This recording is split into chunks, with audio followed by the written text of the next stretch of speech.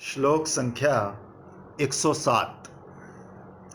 हे श्री राधे, तुम अपने विटेंद्र के साथ ललित रह गोष्ठी यानी एकांत मिलन करो, तब मैं तुम दोनों की रस वार्ता सुन सकूं। तुम्हें हाथ पकड़कर श्याम सुंदर से मिलन कराने के लिए नव रमण तल्प विलास शैया पर ले जा सकूं। रतिरण केली विलास में अस्त व्यस्त हुए केश पाश को संयत कर सकूं। क्या ये सब करने के लिए तुम मुझे अधिकार उत्सव रस प्रदान करोगी? श्री राधा की सेवा का अधिकार उत्सव रस। श्रीपाद की स्फूर्ति में लीला का रसास्वादन और फिर स्फूर्ति के विराम में हाहाकार, ये क्रम चला ही आ रहा है। अपूर्व तृप्ति और वेदना का आस्वादन है, वेदना में भी अभूतपूर्व रस है। ये बात अनुभवी ही जानते हैं, दूसरे नहीं।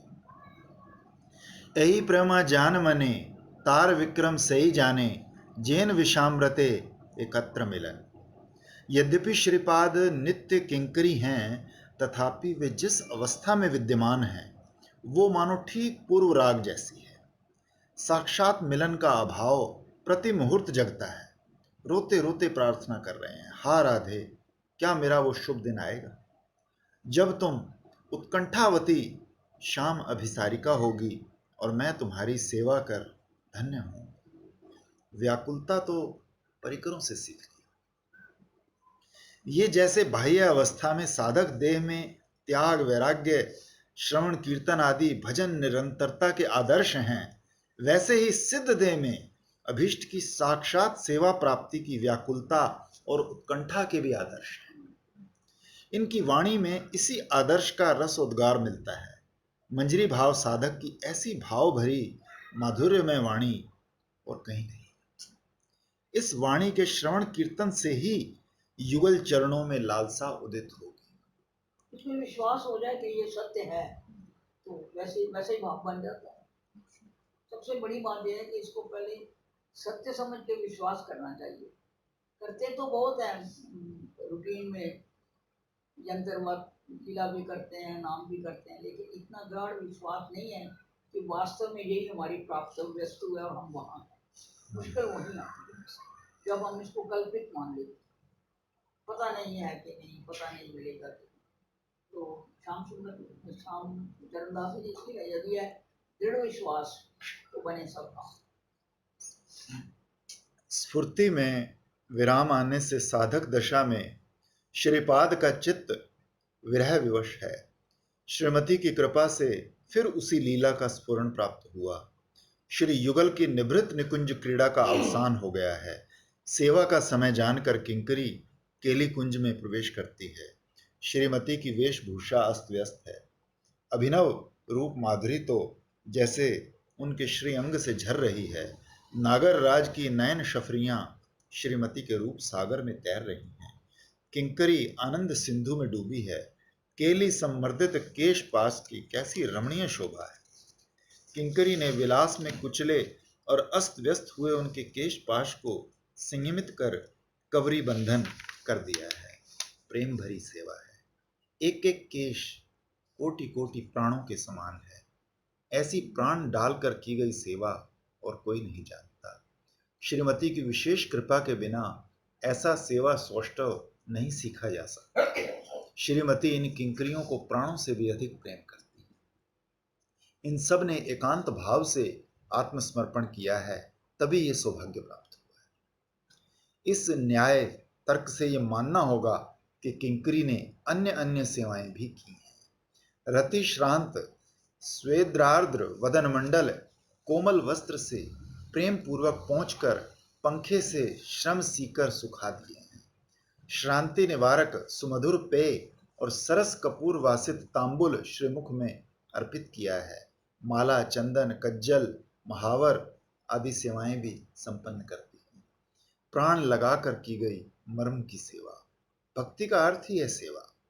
भक्ति जितनी विशुद्ध अर्थात ऐश्वर्य ज्ञान गंध शून्य होती है, सेवा उतनी ही सरस, मधुर और प्राणवंत होती है। राधा किंकरी के प्रेम की तरह विशुद्ध मधुर प्रेम और कहीं नहीं मिलता। यही कारण है कि राधा किंकरी की सेवा के आगे सभी सेवाओं ने हार मानी। सेवा ही आनंद है, शेष सब दुख में है। भक्त साधकों को थोड़ी बहुत इसी सत्य अनुभूति की आवश्यकता है। श्रीमद जीव गोस्वामी पाद ने कहा है, भगवान भी चाहते हैं कि भक्त सेवा में जीवन प्राप्त करे, सेवा में ही सुख है, ये समझना सीखे। तभी तो करुणा कोमल भगवान पहले भक्त की सेवा अभिलाषा पूरी कर उसे सेवा का सौभाग्य प्रदान करके धन्य करते हैं। आश्रयी भक्त के प्रति भगवान की यही विलक्षण अनुकंपा है। मधुर युगल किंकरी प्रदत्त तांबुल चबा रहे हैं। स्वामिनी अपने विटेंद्र के साथ सरस रह गोष्ठी कर रही है। ये गोष्ठी अथवा रसालाप सखियों के साथ भी नहीं होता, इसलिए ये गुप्त गोष्ठी है। किंकरी स्वामिनी की अभिन्न प्राणा है।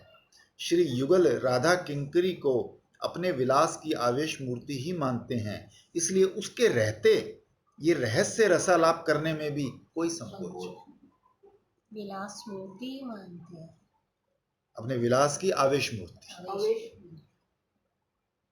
ये रह गोष्ठी कितनी सरस, कितनी मधुर है। किंकरी सेवा करते हुए विटेंद्र के साथ स्वामिनी की ललित सुख गोष्ठी सुन रही है और रस सागर में डूबी जाती है। क्या रिलेशन इतना विचित्र है ना। युगल माधुरी के दर्शन कर, उसके नेत्र रसालाप श्रवण कर, उसके कर्ण श्री अंग के स्पर्श से त्वक, श्री अंग गंध से नासिका और युगल का उच्चिष्ट तांबुल आदि सेवन कर उसकी जिह्वा, एक साथ उसकी पंच इंद्रियां युगल माधुरी रस में मग्न है। साधक भी अपने चिंतन में इस माधुरी का आस्वादन कर धन्य होते हैं। स्मरण का अर्थ ही है मानस संग। जिन्हें कुछ आस्वादन प्राप्त हुआ है वे ही इसका मर्म समझेंगे। मुझ जैसे जीव का मन माया से रुक्ष है, स्मरण में अभीष्ट का सानिध्य कैसे प्राप्त करेगा। अभीष्ट के चरणों में रहने से मन की कोमलता या सरसता संभव होती है। लीला निषेवण के फल स्वरूप धीरे धीरे मन की वो अवस्था प्राप्त होती है। भावपूत अंतःकरण में पवित्रता आती है। राधा किंकरियों के प्राणों में कैसी कोमलता है, कैसे मधुमेह है उनके अंतर। चित्त मन अमृत सिंधु में डूबकर अमृतमय हो गया है। श्रीमन महाप्रभु की विशेष कृपा से श्रीपाद डूब गए। अपनी स्फूर्ति में विटेंद्र के साथ स्वामिनी की सुख गोष्ठी के रस में मग्न है। वे विटेंद्र क्यों हैं? विट का अर्थ है उपपति और इंद्र का अर्थ है बहुत से उपपतियों में श्रेष्ठ। क्या ये अर्थ होगा? ये प्रश्न किया जा सकता है। तो इसका उत्तर यह है कि श्रेष्ठता वाचक इंद्र शब्द विट शब्द के बाद प्रयुक्त हुआ है, बहुतों में श्रेष्ठ इस अर्थ में नहीं। ब्रजेंद्र नंदन को छोड़कर और कोई भी उपपति नहीं हो सकता। रस निर्वास आस्वादन के लिए परम पति का सरस उपपतित्व ही ग्राह्य है, अन्य सर्वत्र ही रसाभास है। रस शास्त्रकारों ने उपपति के साथ जो रसाभास कीर्तन किया है वो प्राकृत नायक के संबंध में है, जो स्वयं आनंदनी शक्ति गोपियों की विचित्र रस माधुरी के आस्वादन के लिए परमपति होकर भी उनके उपपति बने हैं। उन साक्षात अवतारी कृष्ण के संबंध में ये अर्थ प्रयोजन नहीं है। उनके पक्ष में ये सरस उपपतित्व रसाभास न होकर रस निर्यास ही है। उसके लिए ही तो महाप्रभु बने। पर किया भावे अति रसिर उल्लास, ब्रज बिनु इहार अन्यत्र नहीं वास। इसका तात्पर्य यही है कि कृष्ण ने रस विशेष के आस्वादन के लिए अपनी नित्य कांताओं ब्रज देवियों को ही परकिया भाव में विभाजित किया है। वृंदावन के वैभव विशेष गोलोक में कृष्ण की नित्य वल्लभाओं के रूप में जो उन्हें श्रृंगार रसास्वादन कर रही हैं, श्री कृष्ण के अति वैचित्र्यपूर्ण रस विशेष के आस्वादन के लिए उन्हीं ब्रजवधुओं को योग माया द्वारा परवधुओं के रूप में प्रतीति मात्र कर बहुत सी बाधाएं, प्रछन्न कामुकता, परस्पर दुर्लभता प्रदान कर रस विशेष वैचित्री का आस्वादन किया। जो वेशोपचार कुशल हैं, गोष्ठी विशारद, धूर्त एवं काम तंत्र कला में पारंगत हैं, उसे विट कहा जाता है। ब्रज सुंदरियों के साथ मिलन आदि कार्यों में सहायता करने के लिए कड़ार, भारती बंध इत्यादि श्री कृष्ण के विट सहायक हैं। वो स्वयं भी इन सब बातों में अतिशय पारदर्शी हैं, इसलिए वो विटेंद्र हैं। मिलन काल में किंकरी ने कामतंत्र कला में उनकी पारदर्शिता अनुभव की। केश रचना के समय उन्होंने किंकरी के साथ स्वयं भी श्री राधा की वेशभूषा रचना की है। श्रृंगार रस का आस्वादन देते देते उन्होंने वेश रचना की है, इसलिए वो वेशोपचार कुशल हैं। श्री राधा के साथ उनका रह गोष्ठी चातुर्य देखकर किंकरी ने उन्हें गोष्ठी विशारद के रूप में अनुभव किया है, इसलिए विटेंद्र शब्द का प्रयोग हुआ है। सुख गोष्ठी रस के फलस्वरूप श्री युगल में विलास वासना पुनः जागृत हुई। किंकरी ने उन दोनों का मन समझकर निवृत्त कुसुमों से अभिनव विलास शैया प्रस्तुत की। ये शैया प्रबल विलास का भार सहने में सक्षम है, तभी ये रमण तल्प है। किंकरी श्रीमती का हाथ पकड़कर उन्हें अभिनव रमण तल्प पर ले गई, शैया पर। विलासी युगल पुनः विलास रस में प्रमत्त हो गए। किंकरी लीला माधुरी का आस्वादन कर धन्य है, तभी स्फुरण में विराम आ गया। श्रीपाद ने हाहाकार करते हुए प्रार्थना की, हा राधे, मुझे अपने उस सेवा रसोत्सव का अधिकार कब प्रदान करोगी? उन्होंने विपुल आनंद से भरी सेवा सौभाग्य प्राप्त किया था, उसकी स्मृति में ही उत्सव शब्द का प्रयोग किया है। फिर साधक दशा में स्वयं को अयोग्य समझकर और ये मानते हुए कि श्री राधा रानी की कृपा के बिना ये सेवा अधिकार प्राप्त नहीं होगा, अधिकार शब्द का प्रयोग किया है। श्रीपाद की लालसामयी प्रार्थना की माधुरी से उनके अंतर का आवेग समझ में आता है। श्लोक संख्या 108।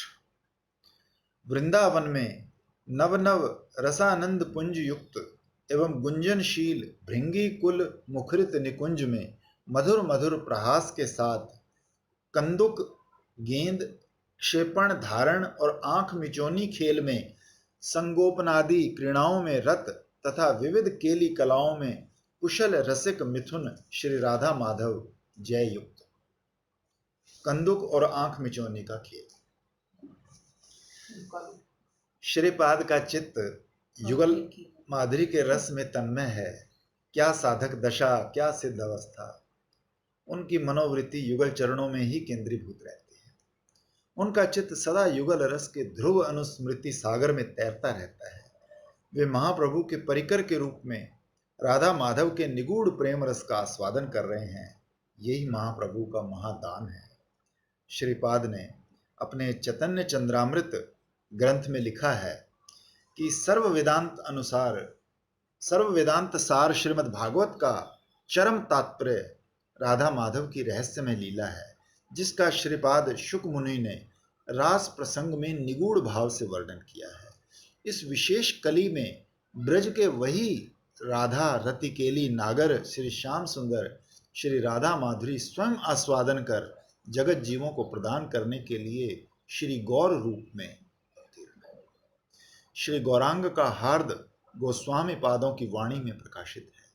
उनके अंतर की विमल अनुभूति साधक भक्तों में संचारित हो, इस दृष्टि से गोस्वामी पादों ने स्वयं आस्वादन कर अपना अनुभव ग्रंथ आकार में निबद्ध किया है। कितने करुणामय है। पिछले श्लोक में श्रीपाद ने अपनी स्फूर्ति में युगल विलास माधुरी के आस्वादन के साथ साथ निरुपम सेवा रस के आस्वादन का सौभाग्य प्राप्त किया था। स्फूर्ति के विराम में हाहाकार मच गया। श्रीमती की कृपा से श्रीपाद के आगे पुनः एक अपूर्व लीला का स्फुरण आया। मधुर वृंदावन में ऋतुराज बसंत का समागम है। मधुर वृक्ष वल्लियों में राशि राशि पुष्पों का विकास है। मृदु मलय पवन के सुख स्पर्श से और कुसुमों के मधुर परिमल से स्थावर जंगम सब पुलकित है। पुष्पों के स्तवक स्तवक पर मधुकरों की मधुर झंकार है। कोकिलों की कुहू कुहू तान में रतिरस का विपुल उद्दीपन है। स्वभाव सुंदर वृंदावन ने सुखद वसंत के समागम पर श्री युगल के चित्त विनोद के लिए सर्वत्र ही अपूर्व नैसर्गिक शोभा का सन्निवेश किया है। आज उसी शोभा सिंधु में अवगाहन कर श्री युगल क्रीड़ा रस में मत्त हैं। किंकरी के रूप में श्रीपाद देख रहे हैं कि श्री राधा माधव ने कंदुक क्रीड़ा प्रारंभ कर दी है। वे कंदुक पकड़ने में भी अक्षम हो रहे हैं और स्वामिनी करताली बजा बजा कर हंस रही है, हार गए हार गए। हार गए। कैसा मधुर कटाक्ष है। वो तो पहले ही हारा होगा बेचारा। मानो मदन का कहते कि ऐसा कैसे होता है, हार कैसे जाते हैं, क्यों नहीं पकड़ पाते। कहते कंदुक फेंकते समय स्वामिनी की चूड़ियों की कैसी मधुर झंकार होती है, वो उंगलियों की और ये चूड़ियों की इतनी झंकार होती है कि वो पकड़ ही नहीं पाते, उनको और तो वही देखते रहते हैं। महाभाव के हाथों में भाव की चूड़ियों की सरस झंकार सुनते ही श्याम नागर विमोहित, और वो गेंद हाथ से छूट जाती है। और क्या करें, यही पाशा क्रीड़ा में होता है। वो पाशा फेंकती है तो उनको याद ही नहीं रहता कि क्या करना है, वो कैसे फेंक रही है वही देखते रहते हैं। एक्शन में यही भोजन के टाइम होता है, वो ले रही है कढ़ाई में डाल रही है तो वही देख के मुग्ध हो जाते हैं। आनंद विवश श्याम फिर चेतना प्राप्त कर फिर कहते हैं, इस बार फेंको, यदि नहीं पकड़ पाऊं तो मेरी पराजय।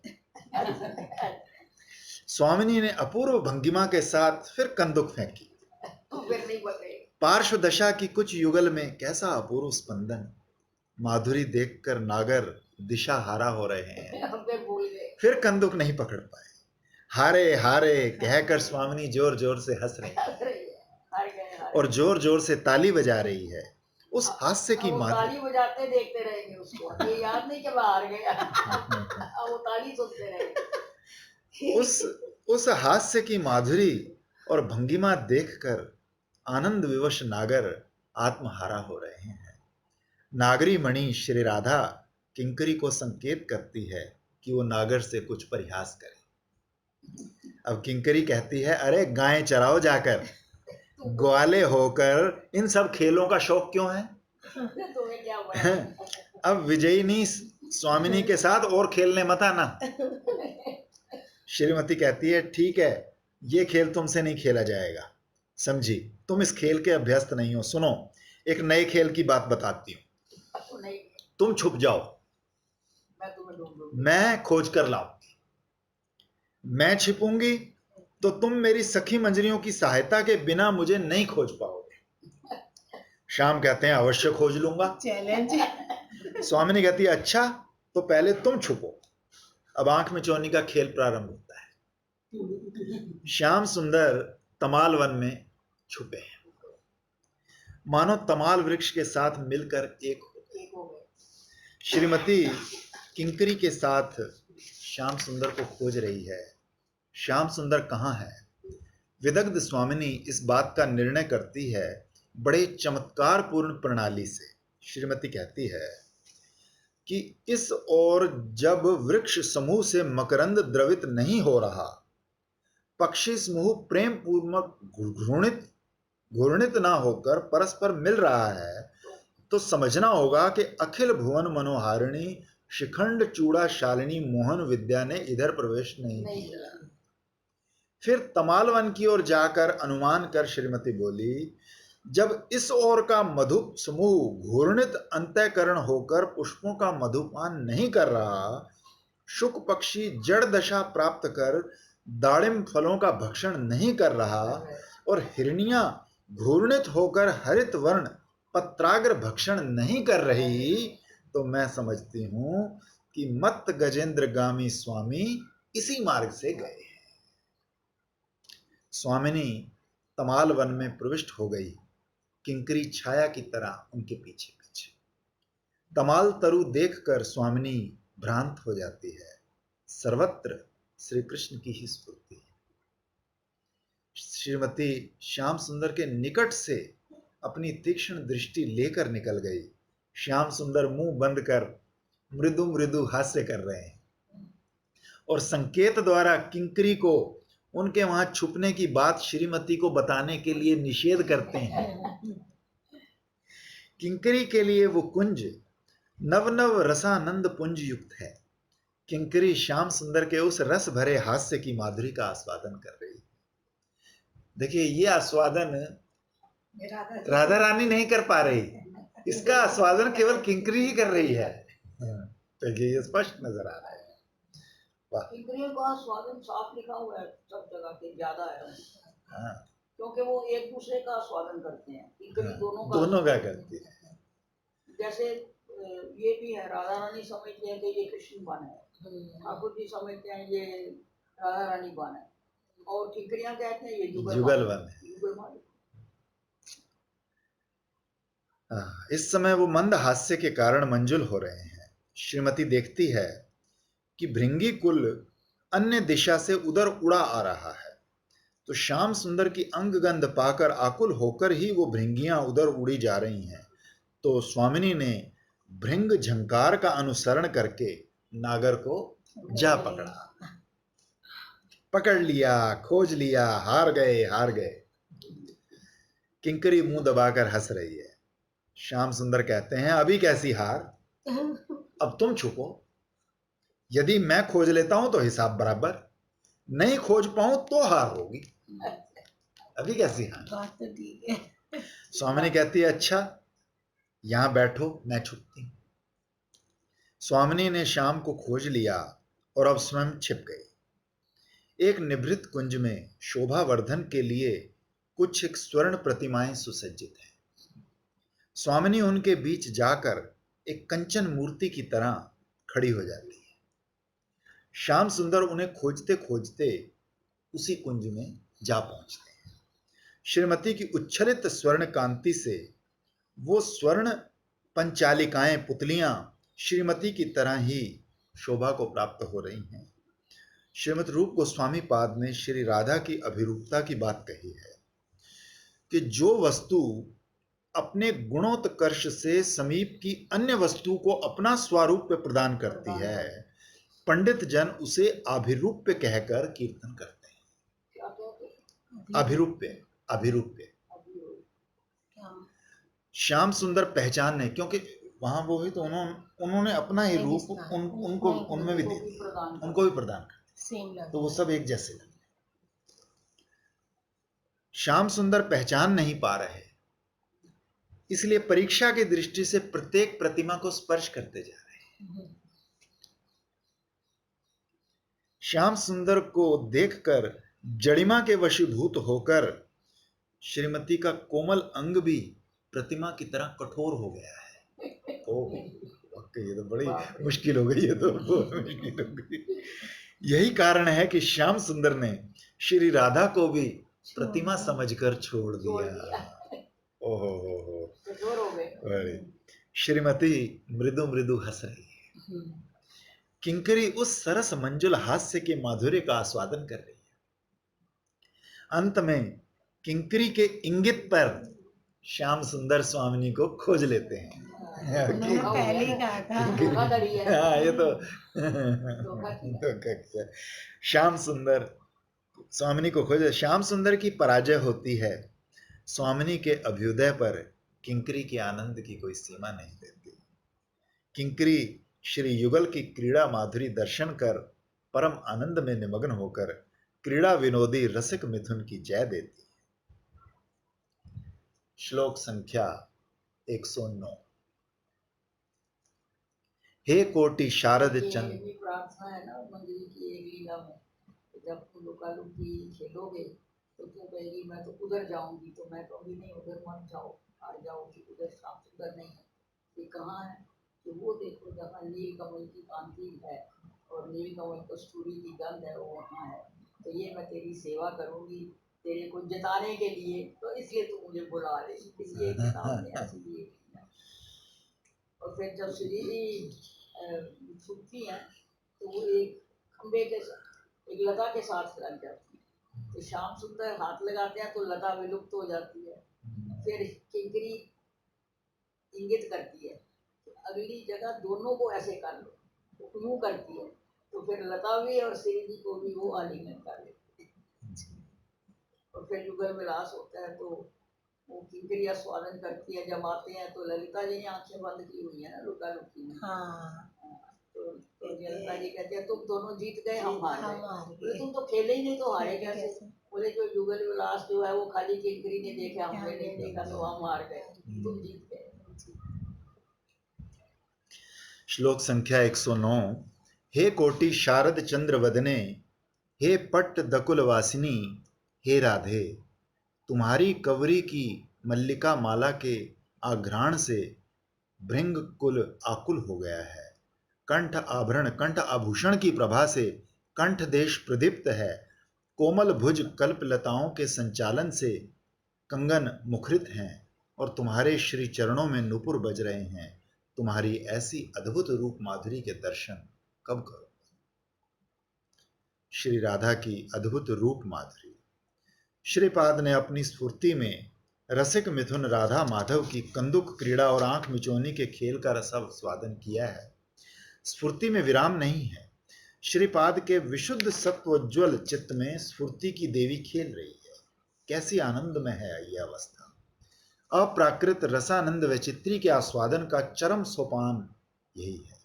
महत कृपा लब्ध साधक को भी ध्यान के समय रस के अनुरूप आस्वादन होगा।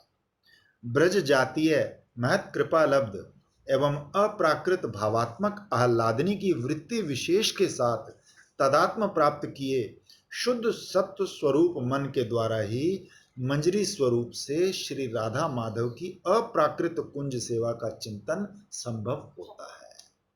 पहले अपना चित्त को शुद्ध करो। चित्त तो इधर नाम कर रहे हैं और मन भाग रहा है, कहीं इधर कहीं उधर, कहीं बच्चों में, कहीं धन में, कहीं कहीं।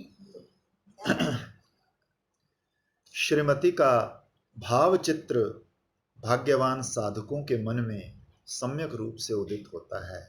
गौड़ीय वैष्णवों की उपासना इसी किंकरी भाव को लेकर है। कितना गंभीर तत्व है। असाधारण रसिक भक्त आचार्य पादों की भजन रस विभावित महावाणी के श्रवण कीर्तन से साधक के चित्त में उनकी करुणा संचारित होगी। कृपा ही साधक की चित्त वृत्ति को क्रमशः उन्नततर आस्वादन के राज्य में ले जाएगी। ये श्लोक कुछ एक संबोधनों की समष्टि है। चाचा है, हमने दे दिया चाचा ने जेरोक्स पेपर।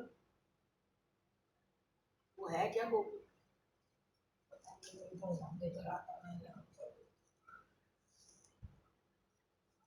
प्रिय किंकरी ने मधुर मधुर संबोधनों से अपनी स्वामिनी का आह्वान कर ईश्वरी का वैसा अद्भुत रूप देखने की अभिलाषा व्यक्त की है। संबोधनों के माध्यम से लीला रस का आस्वादन है तो आस्वादन के माध्यम से संबोधन भी है। श्रीमद रूप गोस्वामी पाद ने अपने विदग्ध माधव नाटक छठे अंक में श्री राधा माधव के आंख मिचौनी खेल का वर्णन किया है। खेल के अंत में श्याम सुंदर कहते हैं कि हे विलासिनी, इस विच्छेद जनक परिहास में क्रीड़ा की और आवश्यकता नहीं। अलग हो जाते हैं। अलग हो जाते हैं। अब नहीं खेलेंगे। अब नहीं खेलेंगे। आओ, जिस कुंज का शिखर देश सुगंधित कुसुम समूह से सुशोभित है, उसी सप्त पर्ण कुंज में क्षण भर विश्राम सुख अनुभव करें। यहां भी श्याम सुंदर उसी प्रकार श्रीमती को हाथ पकड़कर खींच रहे हैं। आओ, निकटवर्ती कुंज में थोड़ा विश्राम करें। उसी समय श्रीमती के सौंदर्य का कैसा अपूर्व उच्छलन होता है। श्रीमुख की रूप छवि कोटि कोटि शारदीय चंद्रमाओं की शोभा को तिरस्कृत करती है। चंद्रमा की तरह प्राकृत तेजस पदार्थ की विकार आलोक किरण उस मुख छवि में नहीं है। वहां तो सुनिर्मल प्रेम रश्मि की आलोक माला झिलमिला रही है। वदन माधुरी देखकर श्याम विमोहित हैं। मन ही मन सोच रहे हैं, इतनी सुंदर है तुम्हारे श्रीमुख की रूप छवि, वो उसकी तुलना नहीं खोज पाते। मर्मी किंकरी तो श्याम का अंतर तक देख रही है। रस में नागर के अनुभव के माध्यम से ही वो संबोधन करती है। इसी प्रकार अन्य सभी संबोधन समझने होंगे। इसी से लग रहा है कि वाकई किंकरी जो है उनकी प्राण है, उनसे अलग है ही नहीं। जब श्याम सुंदर हाथ पकड़कर श्रीमती को अपनी ओर खींचते हैं तो रति रस आवेश में श्रीमती की कवरी कुछ शिथिल पड़ जाती है। किंकरी ने उनकी रूप सज्जा के समय जिस अम्लान मल्लिका माला द्वारा कंवरी बंधन किया था, वो माला भी कुछ स्खलित है। कैसी अपरूप शोभा! किंकरी के सजाए रूप को इस समय साक्षात रस ने ही अभिनव रूप में सजाया है। तभी तो इस रूप के दर्शन कर रसराज को ऐसा रस मोह हो रहा है। श्री राधा का निरुपम सुगंधित केशपाश है। ऊपर से सद्य प्रस्फुटित मल्लिका की गंध से उन्मादित होकर भ्रमरों के झुंड कंवरी की ओर दौड़े आ रहे हैं। कौन कवरी बनाती है सवेरे, बोलो? है कौन चूड़ा बनाती है सवेरे? ललिता सखी। हाँ, ठीक है। पास हो गए। पास हो।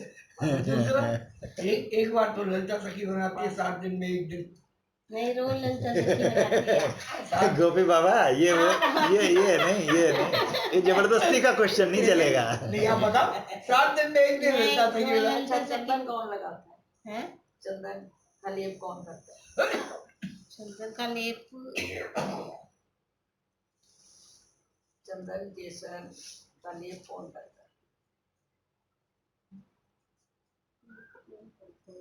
ध्यान नहीं दिया। विशाखा। विशाखा, ठीक है। वो गहने भी सारे वही पहनाती हैं, विशाखा सखी पहनाती हैं, है ना? चित्रा सखी चूड़ियाँ। यदि ऐसे ऐसे आप पूछोगे ना, तो हम सब जो बैठे हैं हमें भी अच्छे से याद हो जाएगा। ऐसे ऐसे आपके पूछने बताने से, है ना, हम भी नहीं भूलेंगे, ये भी पक्का है। किंकरी संबोधित करती है तो भावमयी की भाव चेष्टाओं में अपूर्व रूप माधुर्य का उच्छलन, भाव की मूर्ति में भाव की अभिव्यक्ति, सौंदर्य को देखकर नागर राज विमोहित हैं। मुझे पता है कैसे लग रहा है, जैसे इससे बताया ना, किंकरियाँ तैयार कर रही हो सेवा को, फिर वो आस्वादन करते हैं। ऐसे लगता है जब हम कुकिंग करेंगे तो कोई हमारी तारीफ करता है, आस्वादन किया तो और अच्छा लगता है कि सामने वाले को अच्छा लगा। तो अब लग रहा है ऐसे ही, जब अब मुझे वो दृश्य याद आ रहा है कि सुबह जो सेवा की उनकी, तो वो आस्वादन कर रही हैं, तो क्या मजा आ रहा है ना। श्रीमती अपना अंचल श्याम सुंदर के हाथ से छुड़ाकर अपने को संयत कर रही हैं। कैसा मधुर भाव! उस सौंदर्य को देखकर किंकरी कहती है, हे पट्ट दुकुल वासिनी, एई भाव युक्त देखी राधास्य नयन, संगम हईते सुख पाए कोटि गुण। श्रृंगार रस अथवा शुचि रस की उपासना है गौड़ीय वैष्णवों की। ऐसी विशुद्ध या पवित्र वस्तु चिन्मय राज्य में और कुछ भी नहीं। श्री गुरु वैष्णवों की कृपा से श्रवण कीर्तन आदि भजन के फलस्वरूप मधुर रस के भक्त का चित्त क्रमशः शुद्ध हो जाता है, तो वो शुचि रसास्वादन की पात्रता प्राप्त कर लेता है। श्री राधा की भाव मूर्ति में शत शत रमणीय भावों की अभिव्यक्ति होती है। श्री कृष्ण के हाथ से उत्तरीय छुड़ाते समय कंठ आभरण की प्रभा से श्रीमती का शंख जैसा त्रिरेखा युक्त वर्तुल कंठ देश झिलमिला उठा। फिर कंकण की मधुर झंकार, उस सौंदर्य को देखकर किंकरी के आनंद की सीमा नहीं रही। संबोधित कर बैठी, हे ग्रैव्योज्ज्वल कंबु कंठी, हे मृदु दौरवल्ली चलत कंकणे। तो श्रीपाद ने लीला में ईश्वरी को जैसा देखा वैसा संबोधन किया। देखी मेरी लगी। श्रीमती की निरुपम रूप माधुरी देखकर श्याम विलास वासना से अधीर हो उठे। निकटवर्ती कुंज में युगल मिलन हुआ। किंकरी कुंज रंध्रों पर नेत्र रखकर उस युगल विलास माधुरी के दर्शन कर नेत्रों की सफलता का अनुभव कर रही हैं। विलास के समय श्रीमती के नुपुरों की कैसी मधुर झंकार! रसमय चरणों में रस नुपुर अनंत माधुरी का विस्तार कर बज रहे हैं। उस शब्द को सुनकर शब्द योगी किंकरी को करणों की सार्थकता की उपलब्धि हो रही है। विलास का अवसान हो गया। किंकरी कुंज में प्रविष्ट कर कालोचित सेवा का सौभाग्य प्राप्त करती है। सहसा स्फूर्ति में विराम आ गया। श्रीपाद साधक दशा में बड़ी आरती के साथ उन संबोधनों का प्रयोग कर गदगद कंठ से श्रीमती का आह्वान करते हैं और उनकी उस अद्भुत रूप माधुरी को देखने की लालसा। हम तो पढ़ लेते हैं। श्लोक संख्या 110। सखी निवास श्री कृष्ण ने भय, लज्जा, कुल, यश, श्री इत्यादि सभी बातें तुम्हारे कारण ही नष्ट की। मेरी ये बात सुनकर हे ईश्वरी, तुम मोहन श्री कृष्ण की आकांक्षा से अधीर होकर गदगद कंठ से प्रहास करती हुई कैसे कैसे कहकर मुझसे बार बार कब पूछो। मानमयी श्री राधा। श्रीपाद की रसमयी लीला की अपूर्व स्फुरण धारा प्रवाहित है। लीला रस आस्वादन के साथ साथ युगल का सेवा रस भी प्राप्त कर रहे हैं। साधक को यदि इस रस माधुरी का स्वाभाविक आस्वादन चाहिए तो उसे अनन्य भाव से इन महापुरुषों के चरणों में शरण लेनी होगी। ब्रजपुर वनितार चरण आश्रय सार, कर मन एकांत करिया। ये सब नित्य सिद्ध किंकरियां हैं। मंजरी भाव के साधक को इनके चरणों में एकांतिक शरणागति की आवश्यकता है। इसके लिए ये इसका है ना, दास गोस्वामी का ब्रज विलास का, हाँ जी। उसमें उसने हर एक की, कुंडलता की, धनिष्ठा की, ललिता जी की, गोवर्धन की, हाँ हाँ सब प्रार्थना की। प्रार्थना मैंने पढ़ी थी सब एक बार। हमारे पर कृपा करो। मैं भी ज्यादा नहीं पढ़ा, पर थोड़ा बहुत ध्यान। मनी मन उनकी शरण ग्रहण करनी चाहिए। इससे रघुनाथ दास गोस्वामी की श्रीपाद की सरस्वती पाद, यही है ब्रज वनिताओं के चरणों में एकांतिक शरणागति का भीतरी सौंदर्य। साधक दे देहिक आदि का अभिमान लेकर ऐसे एकांतिक भाव से आश्रय नहीं ले सकता। राधा किंकरी होने का अभिमान चाहिए। मैं गोस्वामी हूँ। अभिमान को परिवर्तन करना है। मैं ये थे, जिसको डॉक्टर बोलते हैं, ये बोलते हैं, ये किया वो किया, उसको छोड़ के अभिमान तो रहेगा ही, क्योंकि बिना अभिमान के तो ये शरीर रहेगा नहीं। सिर्फ अभिमान को दिशा बोलेंगे।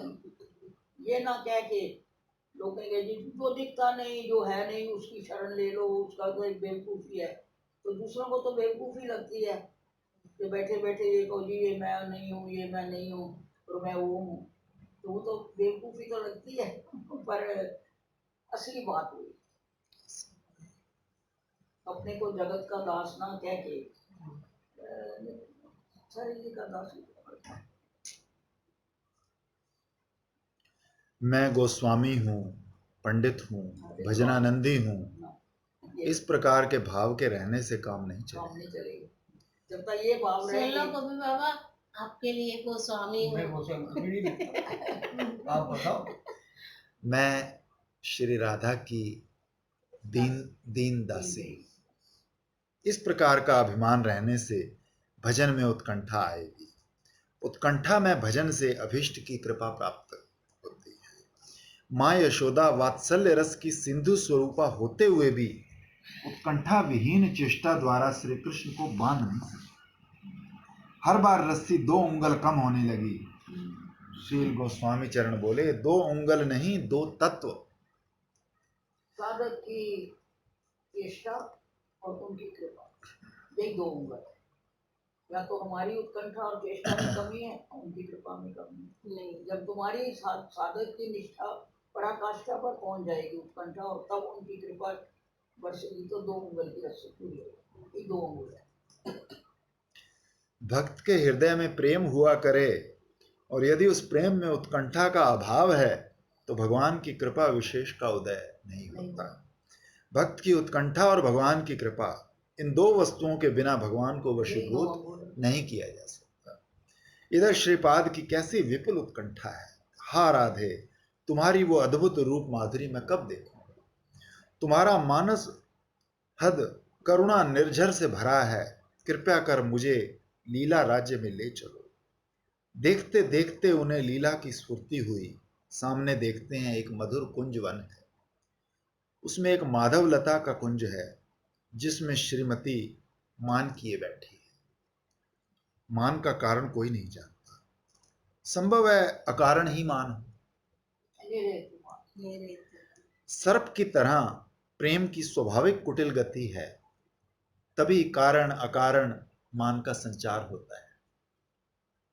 आज श्री कृष्ण ने श्रीमती का मान तुष्ट करने के लिए सखियों की शरण ली है। इस विषय में किंकरी की विशेष दक्षता की बात सखियां जानती हैं, इसलिए उन्होंने श्री कृष्ण को अपने मध्य रखकर किंकरी को श्रीमती के मान प्रसादन कार्य में नियुक्त किया है। सखियां तो कृष्ण को घेर के बैठी हैं, किंकरी को बोला तो क्या, वो धीरे धीरे सरकाएगी। श्रीपाद यूं करके देखेंगी, तो उसको लगेगा थोड़ी थोड़ी पिघल रही है, फिर वो इशारा करेगी। श्रीपाद किंकरी के रूप में सखियों द्वारा दिए गए कार्यभार को प्राप्त कर मन में सोच रहे हैं, आज मैं श्री कृष्ण की गुण माधुरी का कीर्तन कर श्रीमती के मन में रस का संचार करूंगी। श्री कृष्ण अखिल गुण रत्नों की खान है, पर वे श्री राधा के लिए सब कुछ त्याग कर उनके प्रति एकांत भाव से अनुरक्त हैं। श्री कृष्ण के इसी राधा अनुरक्ति वाले गुण की बात कहकर मैं श्रीमती का मान तुष्ट करूंगी। ये तय कर किंकरी श्रीमती से कहती है, हे श्री राधे, ब्रजराज नंदन ने अखिल गुण रत्न मणि की खनी होते हुए भी तुम्हारे प्रेमाधीन होकर तुम्हारे लिए भय लज्जा आदि सब कुछ त्याग दिया है। देखो, तुमसे मिलने की आकांक्षा लेकर सुकुमार युवराज गहन रात्रि में दुर्योग के बीच गहन वन में अभिसार किया करते हैं। वो आत्मीय स्वजनों के प्राण स्वरूप हैं, कोई उन्हें क्षण भर देखे बिना नहीं रह सकता। वे उन्हें गहन रात्रि के समय घर के भीतर ना देख क्या सोचेंगे। ये भय और लज्जा भी युवराज ने तुम्हारे लिए त्याग दी है, और वे श्वापद संकुल अरण्य में नित्य अभिसार करते हैं। हे श्री राधे, वे श्री नंद महाराज के सुनिर्मल यश श्री कुल के रत्न स्वरूप हैं। तुम्हारे प्रति उनके प्रेम की बात का प्रचार ब्रजमंडल में हो गया तो उनके निष्कलंक कुल में कलंक लग जाएगी, विमल कुल की यश संपदा नष्ट हो जाएगी। तुम्हारे प्रेम के लिए वो ये बात मन में भी नहीं लाते। सुकुमार राजनंदन तुम्हारे लिए ही वन वन गोचारण कर और रात्रि जागरण कर अपने भुवन मोहन रूप सौंदर्य के प्रति भी उदासीन हो गए हैं। इस प्रकार उन्होंने सारी श्रृंखला ही तुम्हारे लिए नष्ट कर दी है, और इधर तुम हो कि कारण अकारण उन सखी निवास कृष्ण के प्रति माननी होकर उन्हें दुख दे रही हो। अब सखी निवास शब्द का प्रयोग कर ये बताना चाहते हैं कि इस समय श्री कृष्ण सखियों के बीच स्थित हैं, इसलिए तुम्हारे मान भंजन के विषय में सखियों का भी पूरा अनुमोदन है। सखियों के प्रणय के अधीन श्रीमती के आगे वो ये बात भी व्यंजित करती है। अब किंकरी सुचतुरा है ना। यहां पर एक मनन योग्य विषय ये है कि श्री कृष्ण के अनंत गुणों में उनका भक्त वात्सल्य गुण सर्वश्रेष्ठ। वे भक्त की प्रेम भक्ति के अधीन होकर लोक दृष्टि से विगर्हित कार्य भी किया करते हैं, और इसी से उनके भक्त वात्सल्य गुण का समधिक विकास होता है। भगवान भक्त के लिए लोक दृष्टि से निंदनीय कार्य भी करते हैं। ये उनकी अखिल गुणावली का संजीवक श्रेष्ठतम महागुण है और उनकी भगवत्ता का प्रमाण है। तोमार कृपाए तोमार कराए निंदे कर्म। श्री राधा रानी में इसी प्रेम भक्ति की पराकाष्ठा है, उनमें प्रेम परम महान है। इसलिए राधा रानी के लिए श्री कृष्ण का अखिल श्रृंखला का त्यागना उनका भक्त वश्यता रूपी महागुण ही समझना होगा। अपने प्रति श्री कृष्ण की वश्यता गुण की बात सुनकर मानवती के अंतर में श्याम सुंदर को प्राप्त करने के लिए विपुल आकांक्षा जग उठी। किंकरी द्वारा वर्णित मोहन श्याम की मोहन गुणावली के अमोघ स्पर्श से श्रीमती का मान जाता रहा। श्री वदन पर सरस हास्य मंजरी विकसित हुई। कृष्ण से मिलने की आकांक्षा में चित्त में रत्याख्य भाव के उदय होने से श्रीमती गदगद कंठ से किस तरह कहकर श्याम के सर्वस्व त्याग रूपी गुणावली की बात किंकरी से बार बार पूछने लगी। श्री कृष्ण की गुण माधुरी की बात सुनकर मानो उनकी पिपासा शांत नहीं हो रही। मर्मी किंकरी श्रीमती की श्रवण लालसा जानकर सुनिपुण शिल्पी की तरह अपने वर्णन द्वारा श्री कृष्ण गुण माधुरी का मधुर चित्र श्रीमती के हृदय पटल पर अंकित कर रही है। श्री कृष्ण गुणावली ही श्रीमती का कर्णभूषण है। कृष्ण नाम गुण यश अवंतस काने। श्री कृष्ण की गुण माधुरी के आस्वादन से उनके कर्णों और मन में प्रबल अतृप्ति ही बढ़ रही है, इसलिए वो किंकरी से प्रश्न करती जा रही है और किंकरी भी स्वामिनी की अभिरुचि समझकर वर्णन किए जा रही है। सहसा स्फूर्ति में विराम आ गया। श्रीपाद साधक आवेश में विपुल आरती के साथ इस लीला दर्शन के लिए प्रार्थना।